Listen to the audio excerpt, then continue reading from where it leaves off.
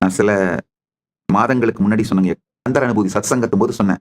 Social media வந்து இன்ஃபர்மேஷனை democratise பண்ணுச்சு. இன்டர்நெட் வந்து நாலேஜ் டெமோக்ரட்டைஸ் பண்ணுச்சு. இப்ப ஏஐ வந்து இன்ஃபர்மேஷன், நாலேஜ், எக்ஸ்பர்டைஸ் எல்லாத்தையும் டெமோக்ரட்டைஸ் பண்ணிடுச்சு. அதனால 10 ஆண்டுகளுக்குள் வறுமை காணாமல் போய்விடும், பாவர்ட்டி காணாமல் போய்விடும். ரொம்ப கான்சியஸாவும் இன்டலெக்சுவலாவும் அறிவு சார்ந்தும் ரிச்சான ரிலிஜியன்ஸ் மட்டும்தான் நிக்க போகுதுங்கய்யா. ஃபியர் சார்ந்து ஃபியரை யூஸ் பண்ணி பரப்பப்படுற ரிலிஜியனும், கிரீடை யூஸ் பண்ணி நீ கன்வெர்ட் ஆனா நான் உனக்கு இதை கொடுக்குறேன் அதை கொடுக்குறேன்னு பரப்பப்படுற ரிலிஜியனும் அடித்தளத்தை இழந்து கொண்டிருக்கின்றது.